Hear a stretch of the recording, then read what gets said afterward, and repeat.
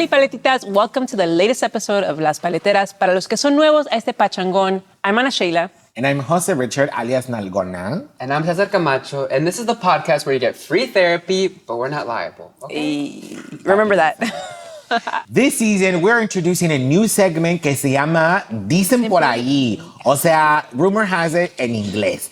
Y lo único que dicen por ahí, un chismecito que hemos escuchado por ahí en la calle, en los comentarios. Pues En los comentarios, I mean, somebody's gonna send us some chismecito. Like, we've been getting some really great responses. Yes. But aquí les tengo un chismecito que usted no está para saberlo, pero yo sí para contárselo.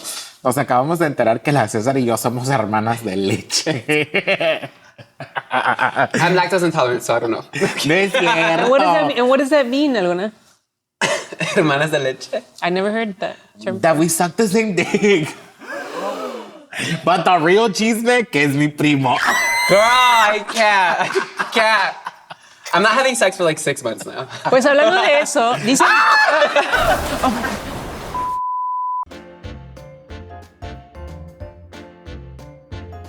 Bueno, como acaban de ver, se cayó la planta, pero ya la arreglamos. Ana Sheila nos tiene otro, dicen por ahí. Pues dicen por ahí que STIs are on the rise, and I won't get into the numbers, pero ya. By a lot, no. By a lot.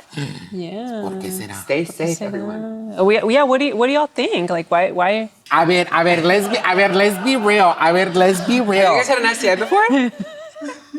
No, I had Ever? an STI. No, I haven't ever had an STI. I did have a wow. Right, bitch? I don't believe you, girl. I swear to you. I swear on my activism that y'all know I'm serious about that. No, I swear I've never had it. Really, Nalgona? I swear. I've never had an STI. But I did have a chlamydia scare. And was it? No, it was a sore throat. It was strep throat. I swear. Okay, so I had a partner who I had hooked up with. I know, that's another story. Es que Un cachorro. No cachorro. El cachorro no existe en esta temporada, pendeja. And I did so good in the last episode and I didn't say it, babosa. Ay, no, ay. Hoy no existe el cachorro. Ya lo mandé a la perrera, ya está muerto. Ay, that's another Not episode. muerto, girl. But, okay. no, for real. So I had a partner who called me and was like, yo, I just tested positive for chlamydia. So you need to go check yourself out. During around the same time, maybe 2 days after he told me, I was looking for an appointment and stuff like that. I was still in Mexico. And I started feeling symptoms. And I was like, oh, hell no. What is this? And so I went to go get an STI test. They're really expensive in Mexico. And that's a whole other conversation about reproductive justice in Mexico. But girl, tell me why they did a urethra swap. Oh my God. I was like... Wait. Yeah. Does that pain? Oh, girl, I don't know how folks are into sounding. Not to yuck someone's yum, but girl, that urethra swab, I was like, I don't know about sounding. You know what sounding I don't know what that is, girl. Explícanos. This is becoming an educational episode. Well, sounding, dicen por ahí, amigas, que sounding es básicamente cuando a la gente le gusta que le metan cositas ahí por the urethra. Oh my God, I Oh can't. my God. Don't yuck people's yum, babosa. Sorry, we accept everything. But no, it's because one time I got a UTI randomly, which is kind of harder for guys to get them. Urinary tract infection. Yep. But I guess with sometimes gay sex, it could happen, I guess. Or I don't know how. Also, it's less common. Yeah, it's less common than for girls. I feel like it's easier. Well, for penis holders. Yeah. Penis holders. Thank you. So I had gotten one and I had taken the antibiotics, but the last couple of days, you're not supposed to be drinking alcohol with the antibiotics. Oh. Girl, I thought I was better. I was in college. Uh-huh. I started drinking. I didn't finish antibiotics. And it got worse. This might be TMI though. That's okay. I went back home to my mom's house to go to the my follow-up appointment. You were secreting fluids? Girl, me levanté a mear.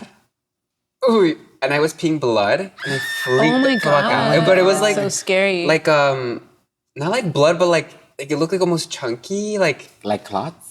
Kind of, yeah. And Wish you were on your period. No, I was like, sorry. Soy mujer. No, I'm kidding. I was 18. I was like, no, I'm kidding. I know. I was like, dude. We got canceled already. I got freaked out, and then I went to the doctor, and they were like, oh, you didn't let it heal fully, so it got worse. So I had to get an IV, let the fluids rush everything out. Damn. But they're like, oh, to be safe, we're gonna check your gallbladder and your everything in there. They had to put a camera through my pee-pee hole. That's called the urethra. Well, I know the other terms. Not the pee-pee hole. Pee-pee hole, and that was like the worst feeling ever. I was there, and like it like squirts water, and like it looks kind of thick. And I remember sitting there, and I was just like, "This is the craziest like experience ever." And then they take it out, and you're kind of just like, and it hurts. like you feel so. It's like an outer body experience. I don't That's know. called Freaks me the fuck disassociation. out. But yeah, Damn. 100%. But anyways, condom or no condom? Okay, wait. So yeah, how have y'all's I guess practices evolved like as you've gotten older when it comes to Checks? Or STI or like or just getting like tested? or just like tested. Like what does that look like? Because I feel like we were talking earlier and there's a lot that I didn't know, and I think that's what's really beautiful about the fact that we're all queer, but there's a lot of things that we don't know about each other, 100%. right? Yeah, I mean for me, I've been on PrEP for years. What does PrEP stand for folks who don't know at home? It's pre-exposure. Prophylaxis. Girl, I can't say it. But it's pre-exposure prophylaxis. It's the hair. It's getting to hair. It's the hair, I hate you. Yo por lo menos, rubia pero no pendeja, amiga. Look it up. Ponte. We'll put links in the social media posts. But yeah, I've been taking. Is that what you said? The social Comments? media? Oh, Comments. comments. My bad. But I've been taking PrEP for a while. And when you're on PrEP, you take a pill every day to prevent like the exposure and getting HIV. And you also get tested every 3 months. So you go into the doctor, get blood work every 3 months. They do like a full STI test and screening. So I feel like you're kind of like on top of like having anything because you have to go every 3 months to get like a new prescription and make sure you're not like transmitting any sexual disease. So I feel like I've been on that for a long time. So it's kind of been like a routine, and most of the guys I've hooked up with are on it as well. But I definitely have stayed on it just because like, I don't know, I don't trust everyone. And at least for me, it's like an extra level of safety because I don't like using condoms. Yeah. TMI, no, I'm kidding. I feel like it feels better when I'm like bottoming, and I don't know. I just enjoy it better. Yeah. So for me, it's like an extra level of safety to take PrEP. Yeah. I mean, I'd be interested in seeing, the Dicen por ahí was, I think, a very general statement, like across the population. So I think it'd be interesting to see, like, if STIs have gone down since the increase of like the use of PrEP. I don't know much about that history or when that's become more when that's become a more common practice among 100%. I mean, 'cause it people could with work. penises or gay men. It could be that, like, to your point, what can happen is while there is sort of now with PrEP and just having to do that routine, right? Because they're also checking in on your kidneys because like a side effect could impact your kidneys. So that's why they make you get blood work every 3 months. But at the same time, I think what's changed now in the practice is that at least if you are on PrEP, then there is a know of what's going on, right? Because the worst thing that could happen is just being ignorant to what your STI situation looks like, not just limited to HIV. And so I think that what has happened is maybe more folks are open to engaging without condoms because there is some sort of conversation or some like common grounding that we know, but also to know at home, just be mindful that being on PrEP does not exclude getting STIs, and safe sex practices are important, and they always need to be done in communication and with consent, of course. Yeah. And you have fun when you communicate. And I think at least what I've learned, something that I think homonormative sex doesn't teach us, all sex and intimacy doesn't have to end in penetration. You know what I mean? Like, so you can have a lot of fun and get some pleasure out of like having to do with penetration for sure. But you brought up a good point because when I first started taking PrEP, my doctor was like, okay, like now you have this extra safety to like have fun, but it still doesn't prevent everything else. Because I feel like people take it and they're like, oh, I'm like safe from like the most scary thing you could get. Yeah. But like, And what you we still have all these other things you can still get, and it's not protecting you Right, and what from. we've seen is that like STIs are on the rise because people are like using that, but then not realizing that doesn't mean that these other things aren't still, that you can't get these other STIs. And then now there's like Doxy and stuff that you take. If you take like these pills, and then like it's almost like the day after pill, I guess. But like you take it right after, and it like you take it within 72 hours, and it's supposed to like reduce the risk of you getting like syphilis, chlamydia, gonorrhea. yeah. So I feel like everyone has a prescription of that now. Like everyone's kind of just like On doxy prep. Yeah, on doxy prep, just like, I feel like there's so much other exposure The new chem queens. that Sorry. and it makes it a little easier, which you still have to have safe sex and practice safe 100%. sex practices, but I mean, we just like having fun. I mean, I don't even know if I should be judging, really, because I'm like, a bitch likes here to get spit in the mouth and shit. Like, you could be arguing like I'm getting people's germs and shit in my mouth. Yeah. Ugh. I guess it's just being aware and being tested, like letting your partners know, and like if you do have something, making sure like you've taken all your medicine and are ready to get back into the host scene. Ay, es que está el audio ahí de la Wendy. Ay, shout out to la Wendy Guevara, who's actually having an event today, but that's another story. But Is she in LA?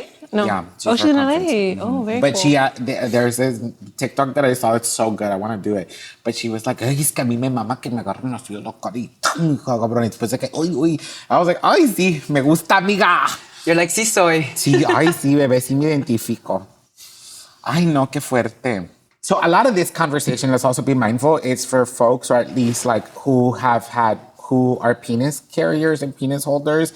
And I know that that's not true for everybody on this podcast, and also for everyone who's listening. So I'm curious, may I ask, without feeling like I'm joking you, but what is your like safe sex practices, or what is that conversation like for you and the partners you've had? Because maybe you have had penises, I don't know. No, it's been a really, really long time. Ya ni me acuerdo. Me encantó. ¿Y qué haces con esto? ¿Cómo se ven? Y ahorita, a ver. Ay, no. Aquí hay 4. But I know. Porque puchaina. Yeah, I mean, I think it's just a conversation. You know, when first meeting a new partner. Okay. Yeah, which feels a little bit. With questions. Okay, now. Which feels a little bit como awkward, ¿verdad? But that's like the practice that I've gotten into, is like, you know, asking. But in some way, do you think you have normalized the asking? Because I think you can also like, at least I've learned in making consent, like at least in the way we understand it in our society today, as we didn't before in the early 2000s, you can still make like asking for consent into some sexy, dirty talk too. So Yeah. like, have you found ways to like include that conversation in a sexy way? No, I have. Wait, how No, would that look like? You're like, I haven't, but I like that idea of it. I mean, instead of being like, hey, may I do this to you? oh. You know, I think I've learned to be like, yo, so right now, I would really enjoy 1, 2, and 3. Please pick the poison. Please let me know what you want me to do. Okay. You know what I mean? Like, I will present options. I think in a sexy way of asking if you've gotten tested. That's what I thought you if meant. you're clean. Oh, I mean... Or not clean, I don't want to say that word, but like Yeah, Just tested. tested, yeah. yeah. I mean, that is true. I don't know how to do that one. That's why I was curious. Yeah. It's like No, an no, no, awkward no, I conversation, but you have to have ask. it. Yeah. Oh, my God. Okay, But you know what? Something that's interesting. I think it is important because I think with women or, you know, queer, non-binary folks, I do feel like we think that we have less, you know, in general, we're not as exposed to STIs, or there is that idea, and we definitely still can. So I think it is something also for a lot of folks to be mindful of, that you are exposed and you can get STIs, but sometimes we think like, oh yeah, that's not really something that we have to worry about as much. So I think that there's also that. Be some safe, words. everyone. be safe. Because there's a lot of other stuff you could get. But, 100%. 100%. Yeah. oh my God. Wow. Okay. Informative. I think we should have an episode on sex education. And we'll bring in a specialist. We bring For all the someone- terms. My doctor, my queer doctor. But are they So a sex cute. educator or just a general physician? I mean, Both. doesn't matter. I mean, yeah, they. Well, whatever. That'd be cute. Okay, got yes. their degree. We'll bring somebody in. All right, y'all. So we started with this Dicen por ahí tema because today we want to talk about like health and how we take care of ourselves. So I want to start with the question of, when's the last time y'all got checked up? When's the last time you went to the doctor? And what is your relationship with the doctor? I went like a week ago. 'Cause I Okay. got this horrible cough out of Yeah. nowhere. Okay. Like bad. Like I was in my bed, like rotting in my couch for like 2 days. But I really love my doctor though. Okay, so what's your relationship with the doctor? So that means you had a bad cough and you went. So that means that you actually go. I go pretty often, yeah. Right? So what does that look like? So you don't wait when you. No, when you I feel like So you're hypochondriac? Kind of. I feel like I overthink everything. I'm like, oh, this is gonna lead to something else if it doesn't go away in like 2 days, and it's gonna get worse. Yeah. But I think because my mom's the same way. Yeah. Of like, si estás malo, go to the doctor right away, instead of like waiting. And there's a lot of times where mom's like, go to the doctor. I'm like, it's fine. I'll just like get over the counter stuff and like rest and drink my like teas and things. And she's like, no, ven doctor. And I'm like, fine. Like I don't listen. And then later on, I'm like, I should have gone from the start. But I think I really like my doctor. So I'm like, I feel safe going. Cause he's also queer, Latino, like super fucking fabulous. Like walks in like boots and like sparkly stuff, nails painted. Oh, wow. So I'm like, I wish I had that growing up in a way. Cause now I'm like, I don't know. I feel like he's like, I see myself, you know what I mean? And I feel safe talking about like STIs and sex and like, hey, I'm kind of scared right now. Like, what should I do? Or like just resources. But yeah, I go often. I don't know. So you're, I'm just and paranoid also, too. are you also able to get appointments pretty soon? Like it sounds like. Yeah, they're like pretty on it too. Yeah. So like if you make an appointment, how quickly can you see your doctor? Like tomorrow and the next day. Oh, wow. Really? Yeah. That's amazing. But it's like a full like queer clinic. Oh, okay. So I feel like they're very like accessible. Yeah.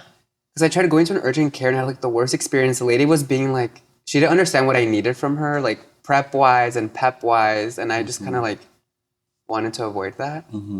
So now I just make it a point to go to this doctor. So I feel like I'm kind of a hypochondriac in some ways, and in some ways I wait too long to address things. So I'll kind of share what I mean by that. Earlier in the last year, I thought that I had colon cancer at one moment. But it's because I had just come back from Mexico and I was like a little bit just like funky and So The burrito was a little funky, girl. you say you go to Mexico, you get cancer? I just No, I mean, it's just my stomach was all fucked up. that's fair, you know, that's fair. and I've been going forever, you know, pero I mean, a veces transitions tenemos of- transition. Anyway, there was an article in Time about how a lot of younger people were getting cancer much more, and specifically colon cancer has been on the rise. And unfortunately, something for folks to be mindful of is that usually colon cancer is something that you get screened for at a later age because it's not something that folks would get at a younger age. And what's happening is that more young people are dying from colon cancer than older people because they're not being screened. Because if you screen it in time, like you can, colon cancer, you can, it doesn't have to be something that's life-threatening. Right. But what's happening is that young people aren't getting screened, and so by the time that they find it, like a stage it's really 4. advanced. Yeah. And so I read this article on Time, and I was like, oh my God, I have colon cancer. So then I went to go Of course, get it had checked the out. symptoms. You're like, oh my God, I check all the boxes.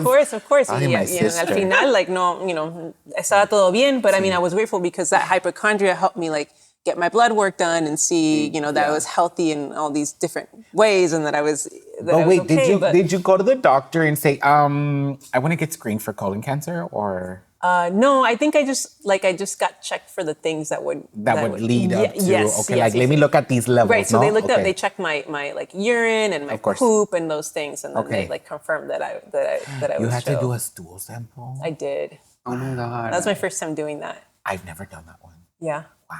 Yeah. I'm like, Pero I'm gonna sí, go I call my mean, doctor and be like, I need to get screened for everything. Hello. I have to go like literally the week after this is filmed. So. Yeah. I mean, I think it would be nice if we could be doing, and I think there's some like places that are helping this become easier. But if we were able to get some of these preventative tests more often, right? Because sometimes I'm like, I wonder if we we all just be like thrown into an MRI, get like a full body scan. Why not? Because like, why not? What if we have something growing and they can't like catch it? But and, our blood healthcare work system and sucks, stuff. so it's like, Because like, we it's just can't- expensive. Exactly. I mean, that's the thing. But it's like you we're would paying think so that- much in you would health think insurance that by now, sometimes. right? I know Yeah. we are, but like, we're paying so much, but the outcomes for us are worse. Like if you look at how much we're spending and the outcomes, like it's terrible. 100%. Right? But I mean, you would think that by now that there would be something that had been invented where we could get these MRIs like at home or something. Maybe there is and we don't. But then they won't make money once we have something. 100%. I feel like it's all a cycle. It's kind of fun. Right. I mean, the big thing out of all of this, right, I think as we're having these conversations is that we are legit talking about the ways in which our traumas around health were projected, right? Yeah. Like, so to the earlier question, like I now go to the doctor every quarter, like every 3 months, but that started a year and a half ago. Not that long ago. No, not that long ago. And it was because I had a lot anxiety. And I guess I grew up I grew up poor, to be real, and working class. And so I think like I come from this definitely like, you know, waiting to the last minute to go to the doctor. And I think I had inherent that trauma. And so I never went to the doctor. And then I was like, bitch, like me having health insurance. I didn't have health insurance for a long time.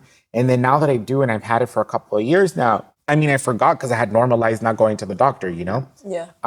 And so now I had anxiety, to be real. And I went to the doctor and I was like, I think I'm having chest pains. Like, I was like, I'm dying. I'm dead. That's it. Go to the doctor. I'm dead. And so I went to... Okay. No, you're saying I'm dead, but I'm here. I mean, no, like legit it would happen. Like I just felt like I think I was just... And I was also like the first couple of months I was in Mexico, so I was eating like really badly. Not that I'm doing any better now, but much better. But I mean, I went in and I was like, I need to just figure out what the hell is going on with my body. It doesn't feel good. I think I do have a good heightened sense of body intelligence because of the dance background. So I went in and I got like my blood work done. And the doctor was like, well, you're not dying, but this could be better. That could be a little better too, girl. I mean, you're not pre-diabetic, but girl, you're on the line. And I was like, oh my God. And so, you know, I then started being better about it and then started going every 3 months. And now there's like a sense of relief. I mean, there's always an anxiety, but there's a sense of relief, especially last time, because now, girl, my health insurance has the app and shit. And so they can message you and stuff. And so literally I just go to the labs and like, I don't have to go to the doctor. Like he'll message me, or the team of doctors that has access to my stuff will message me and say, oh, this is something we're looking at, or this is abnormal. Then they'll make me come in person. But it was funny because I think, not me saying this out there, but whatever, fuck it. One of the times that I went, I was like, my sugar was kind of like pre-diabetic. And it was a little concerning, but then the doctor was like, well, this is like a point in time sort of thing. So let's see what happens back when you come back in 3 months, and then we'll take it from there. So I go back 3 months later, and then like my sugar was normal. And I got a message that said, dear Jose Richard, I don't know what it is that you're doing, but whatever it is, keep it up. And I was like, bitch, I just got a gold star from the doctor. Babe, I felt so validated. So You're like, I haven't had sugar in a month. Right. But the thing is, like, I don't really like sugar anyway. Like, I don't like sweets. So it was a little concerning that it did show up as pre-diabetic. But now, like, everything's in its normal range. My doctor isn't queer, but he is cute. And I was like, I just need, like, motivation. Like, I need to see something. Like, you know, what's up? I'm going to come and see my doctor, you know? Yeah. But I will say, todo para un doctor. I mean, kind of, sort of. The last thing I'll share around this topic is I'm grateful for the fact that I am also a social worker, because I learned how to advocate for others. I mean, that's part of our training, but I think it just brings in the mentality. The first time I went to the doctor, I was like, look, I'm not here for you to shame me. I already understand all that. Like we can go through my trauma dump, but whatever shows up in my blood, I don't need you to shame me for any of it. I need you to be on my team and work with me to get better. And the doctor was like, I think I have your best interest in mind. I was like, I'm just saying. No, but that's real. I'm like, that's really great that you advocated for yourself, because I do think that there is discrepancy in care towards certain patients that look a certain way. 100%. Where there is that judgment that's coming in that's not actually like helpful. 100%. Like, bitch, I don't need you to tell me I'm overweight. Like, a bitch is thick, ya sé, güey. Así nací, jota, y así he estado siempre. Una está rica, deliciosa, sabrosa. Y eso no, and that doesn't necessarily mean that there is a health concern, right? 100%. But you do hear so many doctors that are gonna shame you, or like even the body shaming, right? And it's like, I know we live in this like super hyper woke nonsense bullshit, but there's just a common decency of like, you don't got to talk about somebody's, like if it is a problem and we need to have a conversation, then that's a conversation you and I will have, but I don't need you to be condescending or be paternalistic or be, no bitch, espérate. Ya no. Ya estoy grandecita, háblame como persona. Como persona. Porque si no nos agarramos a putazos. You're going to need the primary care, bitch. Sorry. Now I'm mad. I'm being triggered. I'm sorry. Sorry. Yo vine. Yeah, but I'm definitely like an advocate for just like when you feel something, like get it checked out. Yeah. But I was saying I'm sometimes a hypochondriac, but something I had waited on forever is I've had lower back pain for some years, and I was like, oh, maybe that's just what happens when you get over 30, you know? I mean, yes, and it was affecting me, and I was just like, maybe I just have to live with it. So I'm like, why don't I go get it checked out? So I actually went to go get an MRI just to see, like, is there anything like that's really like wrong with my back? Because I have had lower back problem for a few years, and they did find something, but it's something that like that a lot of people have that sometimes has absolutely no symptoms at all, or sometimes can cause a little pain. So it may be a reason for a little bit of the pain that I have. But the other interesting thing that I learned from this process is that everything is connected.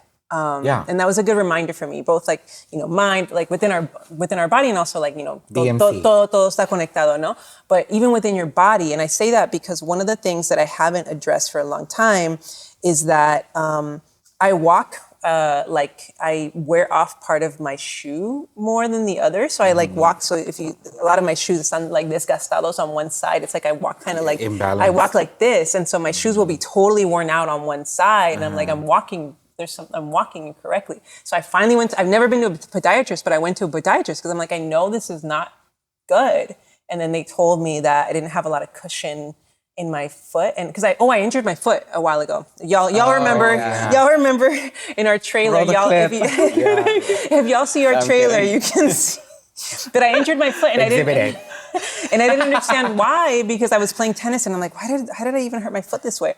But I went to the podiatrist, and I don't have a lot of cushion in the ball of my foot. I have like just more of a flat foot, and I just like hadn't ever address it, but I knew something was off. So I finally went to a podiatrist. I'm going to get actual like custom insoles to address both the fact that I don't have cushion and then also that I walk. But I found out that is actually...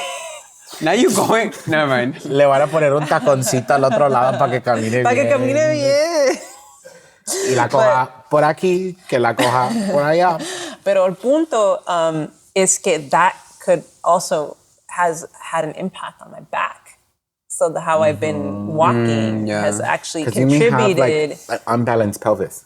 Quién sabe, pero the fact that I've been walking like that, like the way your feet impacts you know, a lot of you, and including your back. So that's a reason for this back pain. It's because it's all connected through the femur and the that's the one thing I'm grateful for my dance education, that it's like that body-mind connectivity. They call it BMC, or just the understanding of the body as a full. And it's made me like understand when I know something is wrong at the most minuscule level, because I know my body. And so I know when something just doesn't feel good or wrong.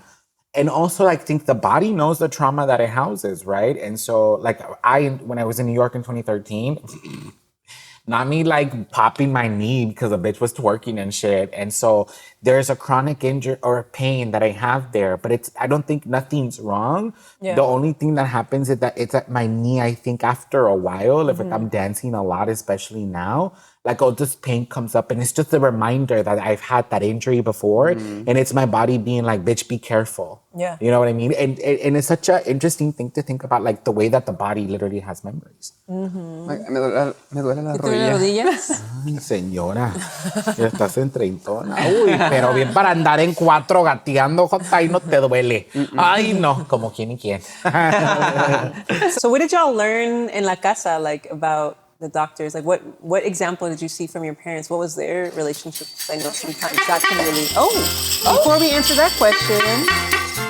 Las Paleteras. Las Paleteras. Hola, Paletitas. Hola. Les traigo paletitas. Yes. Por eso es que he estado subiendo de peso. Fuck it, I'll eat it. I'll get you another one. You want another one? Oh, yeah. Hola, Paletitas. I'm Eli. producer in the back, be in the back of the camera. Si alguna vez escucha una señora gritando, es ella. It's me. Sí. Sí, cuéntanos, what was your family like growing up? What did they tell you about the doctor? What? Honestly, they sucked. They sucked at like teaching me like, oh yeah, you should go to the doctor. Like, era tanto desidia, like with the family, like even they would know like, oh, siento esto, me duele esto. Pero nunca iban al pinche doctor, you know? They would just talk about it. So they would just talk about it and talk about it and like, you know, it just became, yeah, or vaporu, you know, or pinches pastillas de Tylenol y ya. You know, so like growing up, I didn't have like that good example of like, oh, it's good to go to the doctor, you know? So do you feel like is that how, as an adult, do you feel that it also made it harder for you, or did you take the opposite approach? How did that impact your relationship?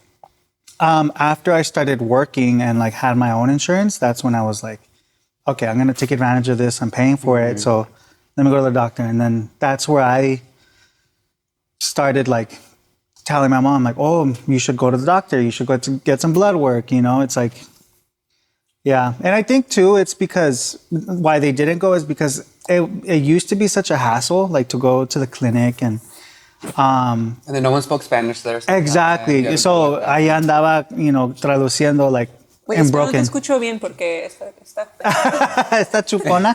She's in her own world. Like, smacking that paleta. The worst part is that I think I truly am, and I can't wait to watch the fucking video. Like just enjoying it already. Perdón, I'm sorry. I was just playing. But yeah, I think, before it just used to be so hard to like find someone who speaks Spanish. And like for them to ask questions. I think that's why they avoided it too. It's like, pues no sé cómo decirles que me duelen, you know? It's like, so I think it's just that, like all in one. So when I started growing up and going to the doctor, I'd be like, oh, vamos, like let's go. And yeah, they go often now. Oh, so Which is you've good. been a good example for your parents. Yeah, in a way. thankfully. Yeah, my mom listens. Oh, that's so cute. You're really out here breaking generational curses. Ya ves? That shit's overplayed now. I mean, not the breaking the curses. Yes, that's good. Just calling it. Like, Calling oh my it that. God. I was Yeah. going to say something hella problematic. Do you want to be the first one to Okay. be canceled? Chingonas. Mija. Well, thank you for having me, guys. Gracias. Thank you. Las Paleteras. Las Paleteras. Wait, I remember like going to the doctor like with my mom They and have not being like, really be like, okay, so we're back. because like, dile que me duele esto y me duele esto. I'm like, ¿cómo se? Le duele aquí, le duele aquí. I don't know. It was so bad translating. No, like- 100%. Or like it was kind of scary, like waiting to hear back what like things were and having to explain it to your parents. But Yeah. No, for me and my parents, I mean, I think what I remember is just from my dad, like from a young age, he had diabetes. And so I just remember just like how much I remember that, like how, you know, tenía que cuidarse de any little thing, like se puede infectar muy rápido. Like he ended up, you know, having to have toes cut off, and then, you know, ultimately like he passed away from, you know, a combination of things, including diabetes. So I think for me, just like seeing that like made me really scared, and it made me actually kind of anal about my health for a long time. I've been a little bit more relaxed about it recently, pero because I think for a while I was really like anal about all the things that I was like consuming, because it was something that was very traumatic, has been very traumatic for my family. Yeah. Pero a veces es like, what do you do cuando no aprenden los hijos de su... Ay, when you end up being your parent's parent, you know what I mean? Because my dad has diabetes. Yeah. And both my grandparents, his parents passed away from diabetes too, like, or diabetes complications. I mean, it runs in our 100%. families. And that's something that they always say, and I'm like, well, he's my stepdad, so not in mine. But then I was like, wait, but now I should also... like, there's another relative. But now I should also know my biological father's medical history. You know what I mean? Because I don't, to be real. Yeah. I mean, I know like family members who passed away, and I feel like now I'm piecing things with my prima, like, yo, de que se murió tío so and so, you know? Just to kind of. Because then people don't talk about it either. Like my dad too, I feel like there's a lot of diabetes in the family. And veces I'm like, apá, like because they're getting older, so I'm like nervous and I want them to like be 100%. careful, but I'm missing that. I mean, it's tough because I think we have lived in a society and where it's been kind of hard, especially for low-income folks, to really take care of themselves or have access, or the things that are pushed on us, or and the lifestyles that we live now are not healthy. Like you would think we would be living way longer than we do. You know. 100%. I think right now, especially during this time where like literally we see this administration literally trying to cut Medicaid I know, and it's really Medi-Cal scary. and Medicare, right? Like every other fucking day, you know? And that impacts my family. And so one thing I've been sitting with and trying to figure out, it's like, well, I have this fucking insurance plan. How do I get my mom and my sister on it? And that's something we don't talk about often. What the role could be of like a queer family member where I maybe I don't have any kids, right? I'm never gonna have any dependents in that regard. I don't wanna get married, so I'm not gonna have a spouse. Can I, in some ways, why isn't it my right to extend this privilege to my immediate family? That's true. You know what I mean? And the only thing, I mean, I've heard things here and there, like people legit be like marrying their family, like on paper, not for real, but just putting them on there just to like, it's like, getting insurance to my spouse. So I literally thought about like, maybe I'm just gonna say my mom is my wife. Sorry. But I was to like, get the benefits because you're already paying for it. 100%. Yeah. And the good thing is that we have different last names. So the only thing, it's like, I don't know if they ask for like Si usted en casita knows how to cheat the system, let me know. We'll find someone to Yeah, help us. pero off the record because then they're gonna come for us. So let me just DM me. I mean, I don't know. Those health insurance are on it, girl. Girl, Luigi had a point. That's all I'm gonna say. Hashtag. Hashtag for Luigi. So what has changed for y'all? Like, is there anything as you've gotten older that you're doing differently when it comes to health? I think just being aware in the advocacy, right? I think just like also Western medicine doesn't have all the answers, right? Like Western medicine is all about the scalpel and cutting you up and deconstructing shit. Like the first thing, like if you have like, because I've had like back spasms maybe twice in my life, in my early 30s. Oh, that's so weird to say. In my early 30s. But also it's like in some moments in times, like if you go get like some x-rays, they'll be like, oh, surgery. And it's like, no, when you understand the relationship between ligaments and joints and bones and muscle, like when you understand like what that is, then you also know like a lot of the times back spasms happen because it's a pinched nerve, it's tight muscles, so it can relax. And so there's exercises for that. I mean, that's what my dance education taught me, to have these somatic experiences, right? So I think really understanding health should be really about building the relationship between the self and the body, because then you're able to know and then communicate what exactly is going on, right? Like I know, like for example, last season, I don't know if y'all remember this, but ¿se acuerdan cuando me caí? And I fucking almost, ya dije, no mames, de aquí vali verga. That's it. But I, if you remember when I fell, we were all there. Like I literally just stood in like, or got on all fours and did cat-cow, just to kind of assess what the pain was. Because I know what a muscle pain is versus a joint pain versus like something that is fractured. Like I know that because they feel different. Pain is just sensation. So they feel differently. So I would say that building that skill set and then advocating for myself. Because a doctor, just because he's a doctor doesn't mean he's a fucking God. You know what I mean? Or they're a God. Or they're right. Or they're right. Because there's so many misdiagnoses, you know? Yeah, no, I love two things that you said. I think one is that like, Western medicine isn't the only answer, and like, let's break away from that. And I think the other good reminder is coming back to the mind-body connection, that todo está conectado, and that it's unfortunately we live in a world that does make stress, chronic stress, a really common thing that a lot of us experience, and people don't always know that like stress can actually have real implications on your physical health.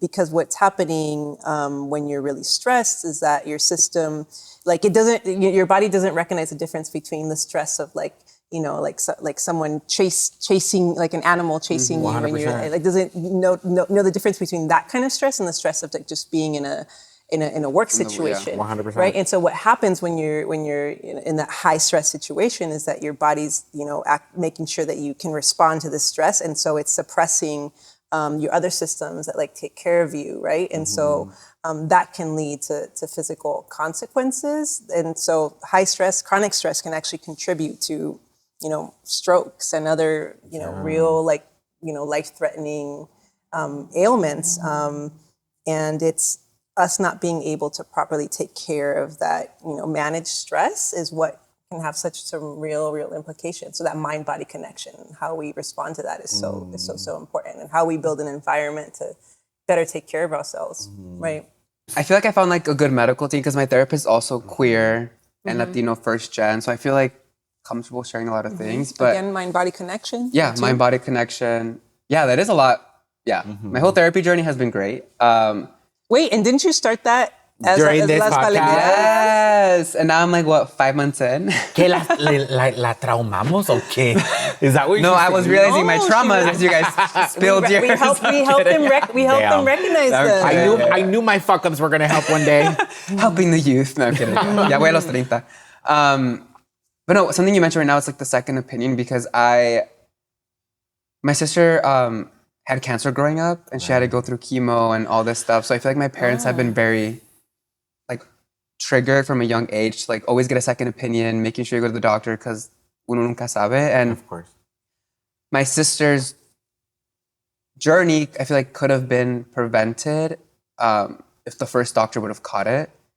Like a mother's instinct. This is like a whole nother topic, but my mom was like, no, todavía algo está mal, I don't feel right. And like she went to another doctor, and the doctor's like, no, she's okay. My mom still was like, no, something's wrong.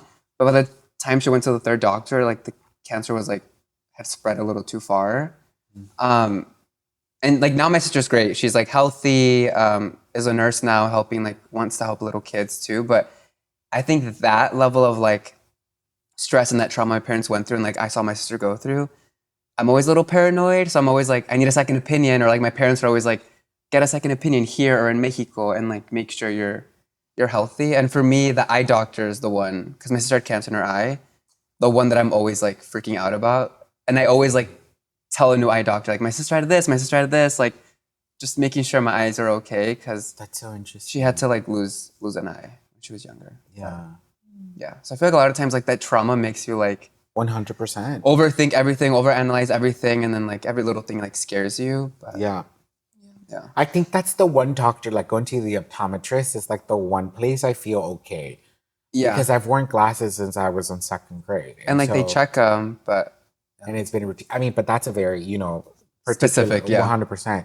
But interesting. I know, I mean, I guess I sit with like what I love, and even in season 2, right? Like every conversation and every topic that we have, we find out a little bit more about each other, which is exciting. Yeah. Like, I don't know if you've ever done this before. Do you know the right way to sit? Because there's actually like in alignment and a way to sit. So we have something called our issue tuberosities.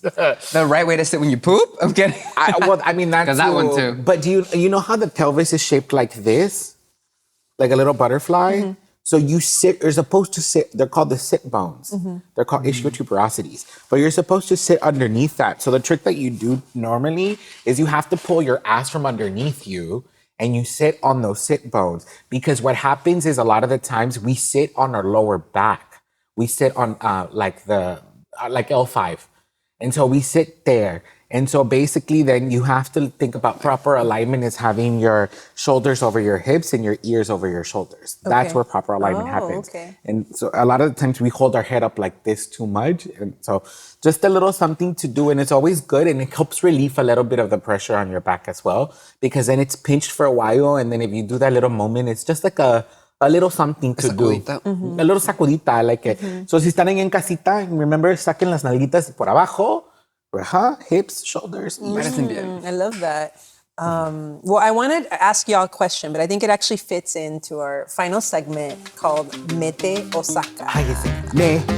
Me que sacas. So basically what Mete o Saca is we get to share either something that we are inviting in, so that's sea, Mete, or something that we are letting go, and that's saca. So, Sorry. no, thank you. I love that. I love that. Entonces, related to the theme, what is something? So I'm curious. What are maybe something that's related to health that you are wanting to invite in or let go of as in this this current phase of your lives? Yo voy a meter. Just a meter.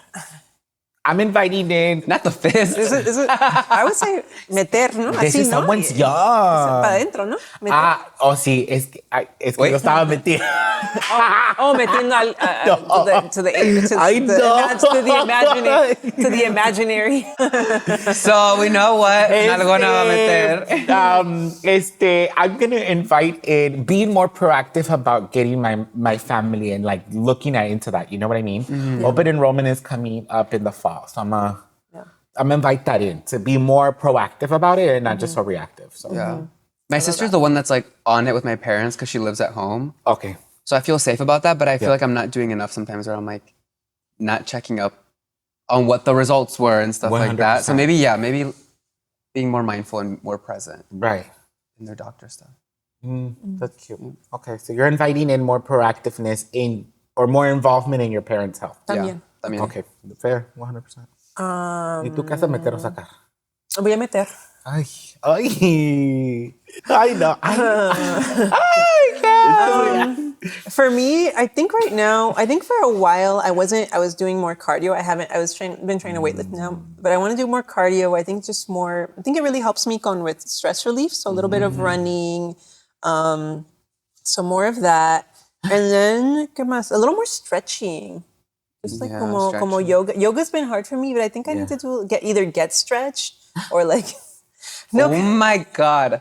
No, because there's a lot. There's like folks that do like more. It's like massages, but they're a little bit more stretch focused. And I got one at my co-working space, and it felt so good. So I'm just thinking about like both like doing that, and also how can make sure that my environment can be one that like doesn't exacerbate those issues. Por ejemplo, like so I'm paying more attention to my actual work environment. So like an adjustable like laptop stand so that I'm like looking at it. Yeah, so just thinking about my environment a little bit more. You know, it's funny that you bring that up because as I'm like, settling back into and getting furniture for my place here in LA now, a standing desk is on my wish list of things. Yeah. And the walking. Oh, like a little treadmill thing? Yeah. Oh, that's cute. You know what I want to do? I want to run the marathon again. You run the marathon before? I ran it in high school a long time. I mean, when I could, wow. bitch. But I know I could do it, and I remember the training. I mean, if you've done it, yeah. And I know the training, and I actually enjoy running. Oh, okay, like it just helps me process things. Yeah, I think it's really great. Yeah, so I'm gonna do. I want to do that. But I definitely right now, what I've been doing more actively is biking. Yeah, because I used to bike a lot when I was younger. Beautiful. Yeah. I love that. Okay, should we do a workout class together? I want to go bike riding with you. Let's go bike riding. Yeah. Do you know how to ride a bike? Yes, girl. I'm just. But I'm scared to ride bikes like in the streets because I feel like I'm gonna get hit. We can take a bike path. There's literally one outside the studio, Mensa. There's a really cute one by the LA River, ¿verdad? Yeah. Oh, This that's one's true. I called can the do that. Burbank Channel something. I don't have a bike here though. We can rent one. Yeah, you can rent one. Yeah, I don't have a bike either. Y'all, so we're getting to the end of this episode. Ay, ya por fin que amar tosta. I did want to share one last message that I was thinking of. Yes. Es que nunca es muy tarde, to start a new habit, to start taking better care of yourself. And I want to bring the example of my grandfather. My grandfather, he, when back in the day people smoked and they didn't really know that how serious the health implications were of smoking. And my grandfather's not to call What smoked what? Tobacco or? Smoke what? Tobacco. I know. Anything in your lungs is bad, I guess. No, but my grandfather, he smoked until he was in his 60s. And then that's when he found out, that it wasn't very good for his health. And so he quit in his 60s and just never smoked again. And he lived until he was 96 years old. So, like we can undo... So we can undo things. And, sometimes you think like, okay, ya tengo 40 o 50 or whatever the age is. And like, you think that you can't. You become complacent. Yeah, but there's so much that we can still do. We can still build muscles. Like everything that we do at whatever age we are, will impact how we live in the next few years. So 100%. the best thing we can do is take the best care of ourselves at whatever age we are, porque it does impact what comes later. I love that. Thank you. Yeah. Recuerden en casita, nunca es tarde. Yeah. Ok, paletitas, ya llegamos al final de este episodio. Please let us know in the comments, in the DMs, that chismecito, anything you want us to answer in the upcoming episodes. Y recuerden, paletitas, la vida es más sabrosa con nosotras porque somos Las Paleteras. Las Paleteras.